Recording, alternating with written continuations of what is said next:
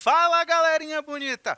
Professor Marcos Cunha na área para o nosso projeto Fique em Casa Aprendendo da nossa plataforma Gonçalves Dias. Galerinha, é sempre uma honra estar aqui com vocês, podendo compartilhar esse belo conhecimento que é a nossa geografia.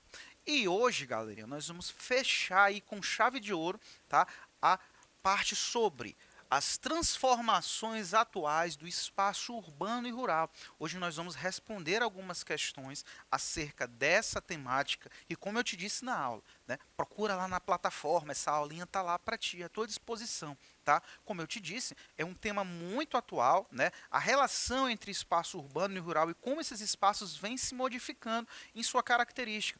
O Enem vem cobrando muito, a prova da UEMA também, as provas de concurso também vêm falando sobre atualidades, então tu precisa estar atento sobre essa temática. E hoje nós vamos responder, como eu te disse, algumas questões pontuais acerca dessa temática, para não ficar nenhuma dúvida e na hora da tua prova tu chegar lá e gabaritar. Belezinha? Então, galerinha, fica comigo, porque eu já te disse, o teu sucesso é o nosso sucesso. A nossa missão é estar aqui por você, tá certo? Então, para a gente começar sem mais delongas, aquele procedimento que é padrão, né?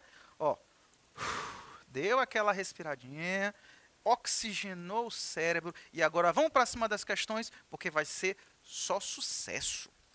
Galerinha, isso aqui é um tipo de questão que costumamente cai nas provas de vestibular, do Enem, da UEMA, que é prova de análise de gráficos, tá? Eu vou analisar esse gráfico para ti com calma, tá bom? Isso é uma dica que eu te faço em prova. Quando cair questões de gráfico, tá? Analisa com calma, não precisa ter muita pressa, tá certo? Veja o que o enunciado te pergunta, tá bom? Para assim você não perder essa questão. Olha o que ela te diz aqui, uma questão da UFSCar, né? Ele diz, analise a tabela e as afirmativas que seguem. E aí nós temos alguns dados importantes. O que é que esse gráfico fala, Marcos? Brasil, distribuição da população segundo o tamanho de cidades. E aí tu tem aqui, tamanho de cidades. Cidades até 20 mil habitantes, de 20 a 50 mil, 50 a 100 mil, de 100 a 500 mil e as maiores de 500 mil, que são as metrópoles, né? E aqui tu tem o prazo, né? Na década de 70, qual era a porcentagem de cidades com 20 mil habitantes? Tu tinha ali 26,9% de cidades com até 20 mil habitantes.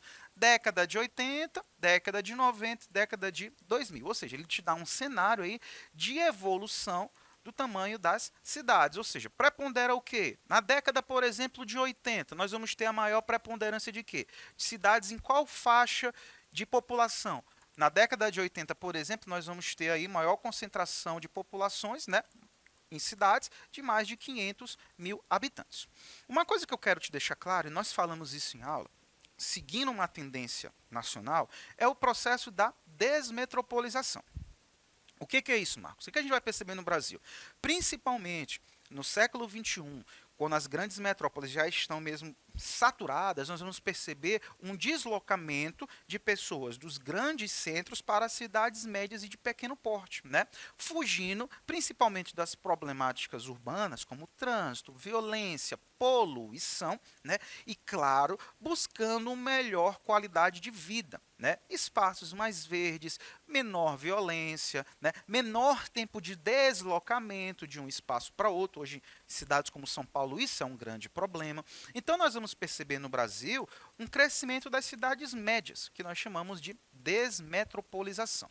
E nós vamos perceber isso aqui nesse gráfico, galera. Quando a gente vai olhar, por exemplo, as cidades maiores que 500 mil habitantes, na década de 70 nós tínhamos ali 33%, na década de 80, 34%, na década de 90, 33,53% e em 2000, 33,01%. O que a gente vai perceber? Que essas cidades, os grandes centros urbanos, eles vão começar a ter um crescimento mais lento, e principalmente nesse caso aqui, nós vamos ter uma queda nesse crescimento populacional.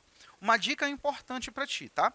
Quando a gente fala dos grandes centros urbanos, eles continuam a crescer, só que eles crescem em um ritmo mais lento. Quando a gente vai olhar para o Brasil, e aí a gente vai olhar as cidades de médio porte, de 100 mil a 500 mil habitantes, vamos prestar atenção. Olha aí, ó. Na década de 70, elas representavam 19% aí, né, das cidades. Na década de 80, 21%. Na década de 90, 24%. Nos anos 2000, já representava 26% das cidades brasileiras. Ou seja, nós vamos perceber que as cidades de 100 a 500 mil habitantes, elas têm um crescimento, ó, contínuo, galera, tá certo?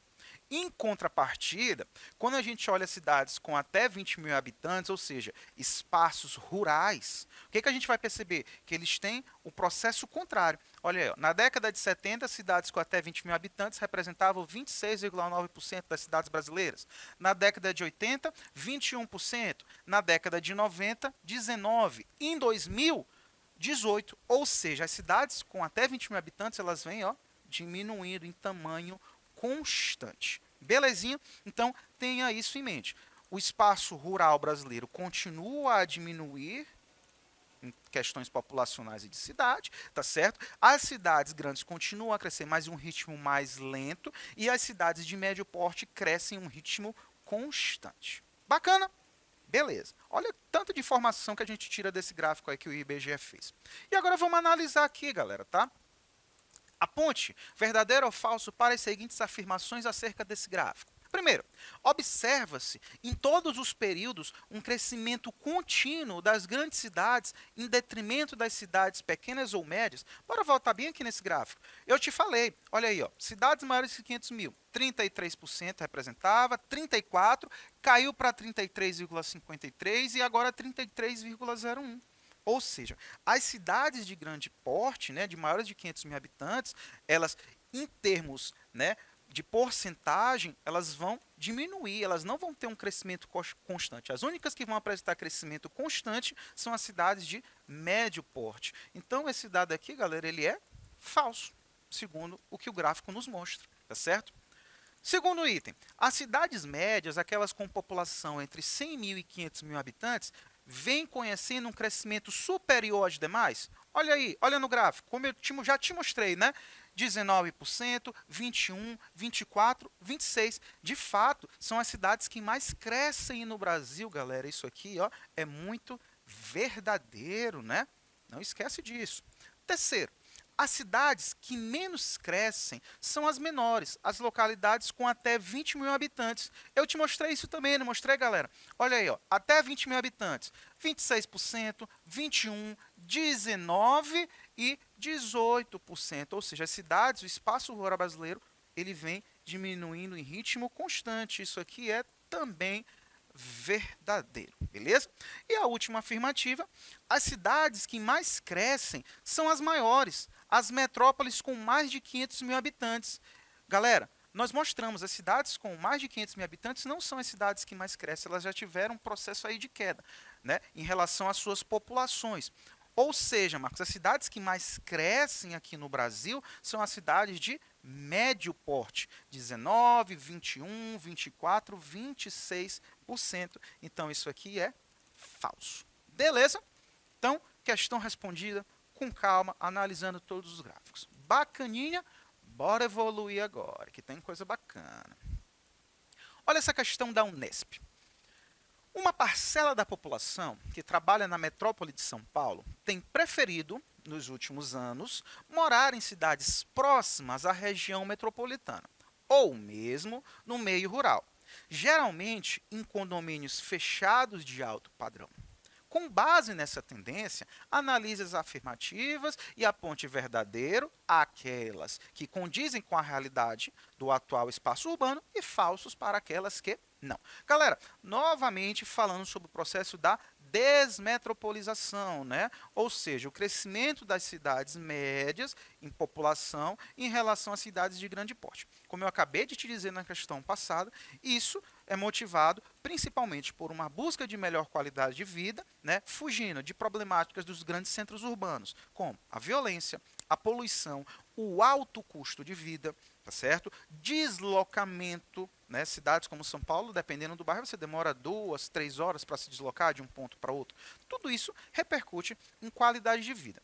E essas pessoas vão migrar para onde? Para cidades de médio porte que vão apresentar uma infraestrutura de conforto, né? Claro, você não vai sair migrar para uma localidade que não tem uma infraestrutura, né? Buscando melhor condição de vida, mas que estejam teoricamente próximas, né, a estes grandes centros para que você possa fazer esse deslocamento quando necessário, tá bom? Marcos, todo mundo está fazendo essa movimentação, uma coisa muito importante. Não, galera. Quem prioritariamente faz esses movimentos de sair do centro, do grande centro, para cidades de médio porte, são pessoas que têm maior capital econômico, ou seja, têm dinheiro para conseguirem fazer essa movimentação. Belezinha? Então, bora analisar a questão.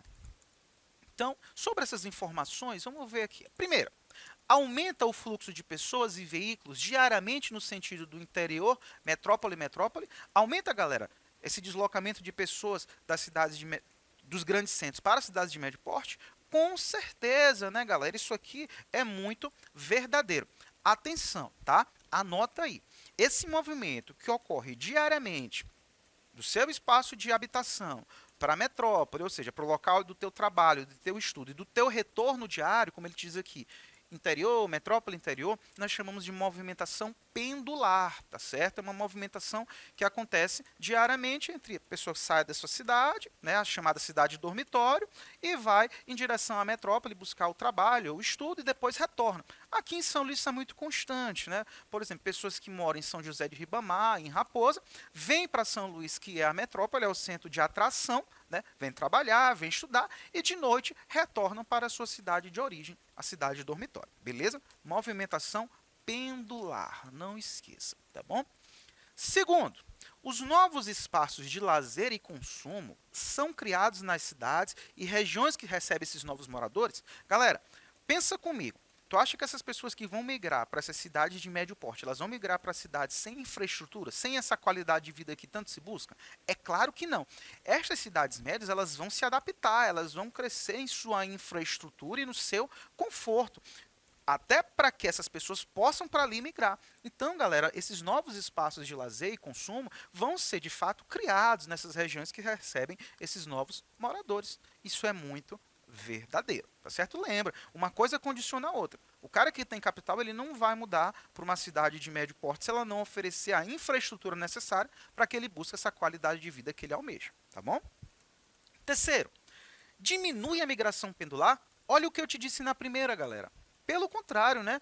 O que é essa movimentação pendular? Essa movimentação diária da cidade dormitório para a metrópole e o retorno, tá certo? Que vai ocorrer aí justamente por crescimento dessas cidades médias, né? Então o cara sai da cidade média, vai para a metrópole, depois ele retorna. Então isso não vai diminuir, vai aumentar. Isso aqui é muito falso, tá, galera? Totalmente errado.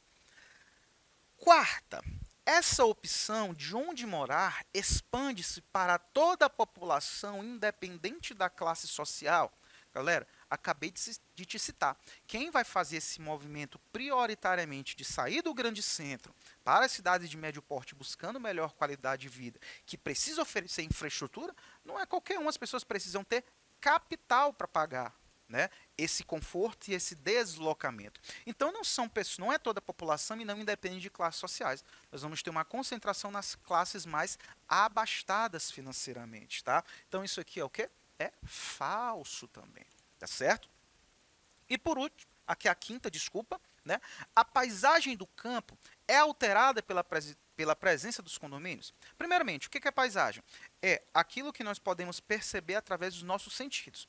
Normalmente, nós vamos atrelar a ideia de paisagem, esse conceito geográfico, à visão, mas não apenas à visão, tá? Vou te dar um exemplo fácil, bem aqui, tá, galera? Tem muita gente que nasceu no interior, seus pais, por exemplo, que muitas vezes vieram do interior e, às vezes, quando sentem aquele cheiro de grama molhada, assim, na chuva e tal, eita, esse cheiro me lembra a minha infância.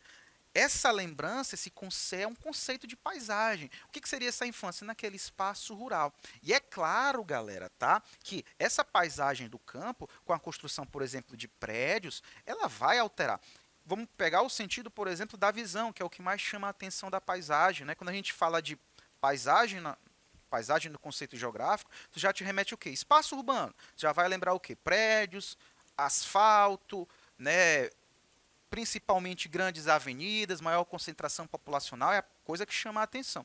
O espaço rural, aí tu já lembra da paisagem, aquela questão assim mais, como a gente diz, bucólica, né? Aquela questão de áreas mais verdes, né? Tu já vai ter aquela visão, por exemplo, principalmente menor quantidade de asfalto, tranquilidade. Isso é paisagem. E é claro que com a presença desses condomínios, dessa infraestrutura característica inicialmente do espaço urbano, tu vai ter uma alteração na paisagem, né? Visual, primeiramente, a gente vai perceber. Então, isso aqui, galera, é verdadeiro, sim. A paisagem se altera com a presença desses condomínios. E, por último, o local de residência não altera a qualidade de vida?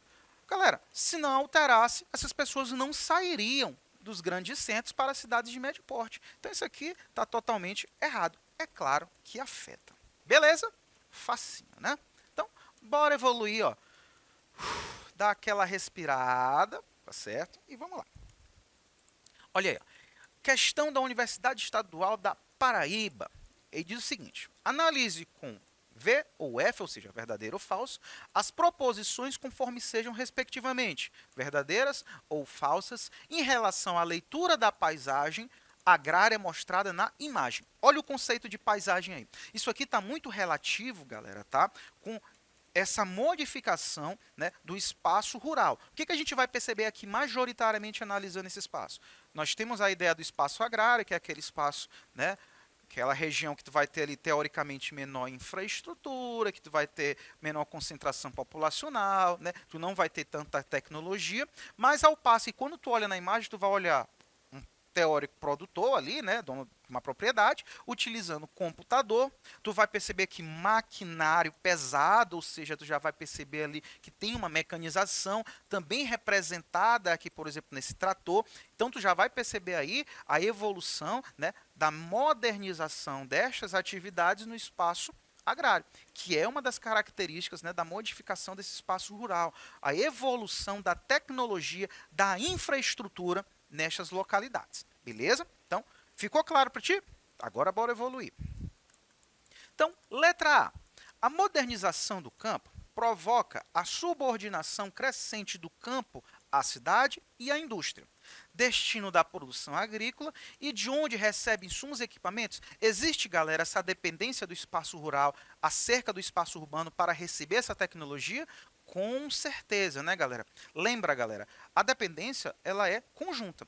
Da mesma forma que o espaço rural ele depende do espaço urbano para receber esses produtos tecnológicos, o espaço urbano também depende do espaço rural para receber essa produção agrícola, os alimentos que saem do espaço rural e vão abastecer principalmente o espaço urbano. Então isso aqui é o que? É verdadeiro, galera, tá certo? Segunda, a modernização da agricultura torna as paisagens agrícolas homogeneizadas através da especialização produtiva para atender ao mercado urbano e indústria cada vez mais exigente? Galera, vamos analisar aqui por partes. A modernização da agricultura torna as paisagens mais homogeneizadas, mais iguais?